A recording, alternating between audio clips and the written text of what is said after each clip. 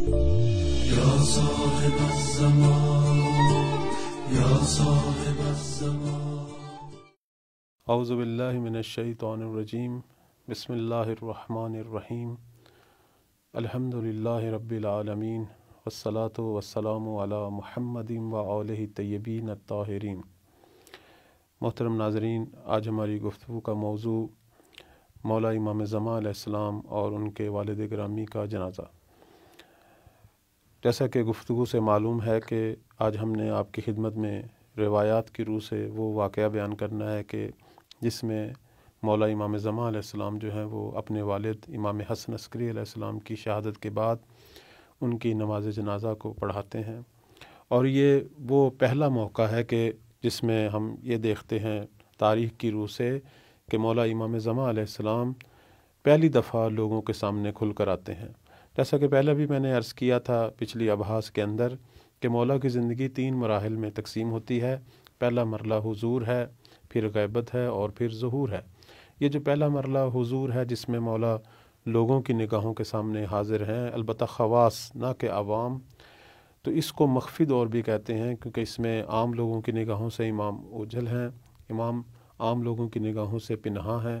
حتیٰ کہ گورنمنٹ جو ہے یا اس کے جو جاسوس ہیں یا جو اس کے کارندے ہیں، حتیٰ کہ اپنے بہت سارے رشتہ داروں کی نگاہوں سے بھی مخفی ہیں۔ لیکن جب والد کی شہادت ہوتی ہے، جب والد گرامی کی شہادت ہوتی ہے اور ان کے نماز جنازہ کا مسئلہ سامنے آتا ہے تو ہم دیکھتے ہیں تاریخ کے اندر کہ پہلی دفعہ امام زمان علیہ السلام لوگوں کے سامنے آتے ہیں اور اپنے والد کا نماز جنازہ جو ہے وہ بھی پڑھاتے ہیں، اور یوں کھل کر اپنے وجود کا اظہار کرتے ہیں،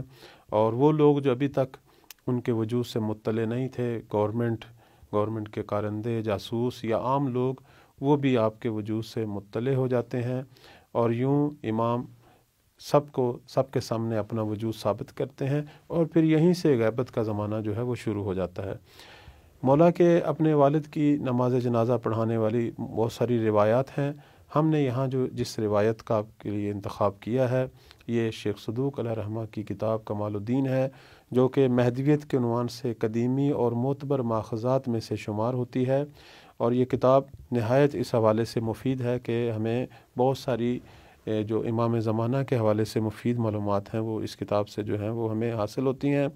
اسی کتاب سے ایک روایت آپ کی خدمت میں جو اسی موضوع کے ساتھ مخصوص ہے بیان کرتے ہیں۔ روایت کے راوی جو ہیں وہ ابو الادیان ہیں، جو کہ 11ویں امام کے خاص خادم جو ہیں وہ شمار ہوتے ہیں۔ میں انہی کی زبان سے جو کچھ بیان ہوا آپ کی خدمت میں بیان کرتا ہوں۔ جناب ابو الادیان جو ہیں وہ یہ کہتے ہیں کہ میں امام حسن عسکری علیہ السلام کی زندگی کے آخری جو بابرکت دن تھے، آخری جو بابرکت ایام تھے، میں ان کی خدمت میں حاضر ہوتا ہوں تو امام نے مجھے کچھ خطوط دیے اور فرمایا کہ ان کو مدائن شہر میں پہنچا دو، اور اس کے بعد مولا امام عسکری علیہ السلام نے فرمایا کہ تم 15 دن کے بعد واپس سامرا آؤ گے اور میرے گھر سے رونے کی آوازوں کو سنو گے اور میرے بدن کو مقام غسل پر دیکھو گے۔ تو ابو الادیان جو ہیں وہ حیران ہوتے ہیں اور کہتے ہیں کہ اے میرے مولا، اگر اس طرح ہے تو پھر آپ کے بعد آپ کے جانشین کون ہیں اور امام کون ہیں؟ گویا خود ابو الادیان جو کہ مولا کے خادم تھے وہ بھی 12ویں امام کے وجود سے مطلع نہیں تھے۔ 12ویں امام کا یہ زمانہ نہایت دوسرے لفظوں میں حساس زمانہ تھا، حکومت جو ہے ان کو قتل کرنے کے درپے تھی، لہٰذا صرف خواص شیعہ جو ہے وہ آپ کے وجود سے مطلع تھے۔ تو یہ ابو الادیان جو ہے یہ حیران ہو کے کہتا ہے کہ مولا آپ کے بعد آپ کے جانشین کون ہیں کہ میں ان خطوط کے جواب کن کو دوں؟ تو 11ویں امام فرماتے ہیں کہ جو بھی تم سے خطوط کے جواب طلب کرے وہی میرے بعد امام ہوگا۔ تو ابو الادیان کہتے ہیں کہ میں نے عرض کیا کہ مولا کوئی اور نشانی بھی بیان فرمائیں، تو امام نے فرمایا جو شخص بھی میری نماز جنازہ پڑھائے گا وہی میرے بعد امام ہوگا۔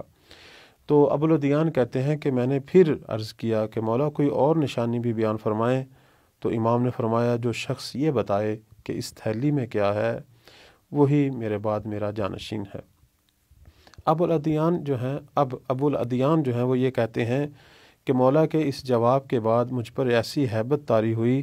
کہ میں مزید یہ سوال نہ کر سکا کہ آپ کی تھیلی سے مراد کیا ہے، کون سی تھیلی۔ ابوالادیان کہتے ہیں کہ میں ان خطوط کو لے کر مدائن کی طرف گیا اور ان کا جواب لے کر واپس آیا، اور جیسا کہ مولا امام عسکری علیہ السلام نے فرمایا تھا کہ یہ سفر جو ہے میرے آنے جانے کا یہ 15 دن میں ختم ہوا، اور جب میں سامرا پہنچا تو میں نے دیکھا کہ امام عسکری علیہ السلام کے گھر سے رونے کی آوازیں آ رہی ہیں، اور خود پھر جب میں گھر کی طرف گیا تو میں نے دیکھا کہ مولا امام عسکری علیہ السلام کا بدن مبارک جو ہے وہ مقام غسل پر تھا۔ اور پھر میں نے یہ بھی دیکھا کہ 11ویں امام کا بھائی جعفر وہ دروازے پہ کھڑا ہے، اور کچھ شیعہ اسے مولا کے شہادت پر تسلیت اور تعزیت جو ہے وہ کہہ رہے ہیں، اور ساتھ اسے امامت کی مبارکباد بھی دے رہے ہیں۔ اب یہ ابوالادیان جو کہ سچا خالص شیعہ تھا، یہ اپنے دل میں یہ کہتا ہے کہ اگر یہ جعفر امام ہو گیا تو امامت تباہ و برباد ہو جائے گی، کیونکہ میں اسے پہچانتا تھا، چونکہ جعفر کے بارے میں روایات میں ہے کہ جعفر جو ہے اگرچہ امام کا بھائی تھا 11ویں امام کا، لیکن اپنے کردار میں اچھا آدمی نہیں تھا، صالح نہیں تھا، اور دوسری طرف حکومت کے ساتھ ملا ہوا تھا۔ دوسرے لفظوں میں اہل بیت کے اندر ایسے لوگ بھی تھے کہ جو بظاہر اماموں کے بیٹے ہیں، اماموں کے بھائی ہیں، لیکن ان کا کردار اور ان کی گفتار، ان کی حرکات جو ہیں وہ کبھی بھی خاندان اہل بیت کے مناسبت سے جو ہے وہ مناسب نہیں تھیں، اور ایسے لوگ بظاہر اہل بیت میں تھے لیکن در واقع جو ہے وہ اہل بیت میں سے شمار نہیں ہوتے تھے۔ تو اب یہ جعفر جو ہے اس نے گورنمنٹ کی ملی بھگت سے اپنی امامت کا جھوٹا دعویٰ کیا ہوا تھا، اسی لیے یہ جعفر کذاب بھی کہلایا ہے۔ تو اب اسی واقعے کی طرف ابوالادیان جو ہیں وہ اشارہ کرتے ہیں، کہتے ہیں میں اسے پہچانتا تھا، لیکن چونکہ میں نشانیوں کی تلاش میں تھا لہٰذا میں بھی دوسرے لوگوں کی طرح آگے بڑھا، اور میں نے بھی جس طرح دوسرے شیعہ تسلیت بھی کہہ رہے تھے اور مبارکباد بھی کہہ رہے تھے، میں نے بھی ایسا ہی کہا۔ لیکن جعفر نے مجھ سے کسی چیز کے بارے میں سوال نہیں کیا، یعنی مجھ سے خطوط کے جو ہیں وہ جوابات نہیں مانگے۔ اس موقع پر عقید جو امام کے گھر کا ایک اور خادم تھا وہ باہر آتا ہے، اور اس نے جعفر کو کہا کہ مولا کا جنازہ جو ہے وہ تیار ہے، ان کو کفن دیا جا چکا ہے، آئیے آپ نماز جنازہ جو ہے وہ پڑھائیں۔ اب جعفر اور اس کے پیچھے دوسرے شیعہ لوگ گھر میں داخل ہوتے ہیں۔ یہ ابوالادیان بھی کہتا ہے میں بھی گھر میں داخل ہوتا ہوں، تو میں نے دیکھا کہ مولا کے وجود مبارک کو کفن دیا جا چکا ہے اور تابوت میں رکھا جا چکا ہے۔ اب یہ جعفر آگے بڑھتا ہے تاکہ بھائی کے جنازہ پر نماز پڑھائے، اور ہمارے تشیع کے اندر یہ سلسلہ ایسے ہی ہے کہ جو بھی امام کا جنازہ پڑھاتے ہیں وہ بعد میں امام ہی کہلاتے ہیں۔ اب جعفر اس فرصت سے استفادہ کر رہا ہے اور آگے بڑھ کر جنازہ پڑھانے کی کوشش کر رہا ہے۔ اب جیسے ہی آگے بڑھا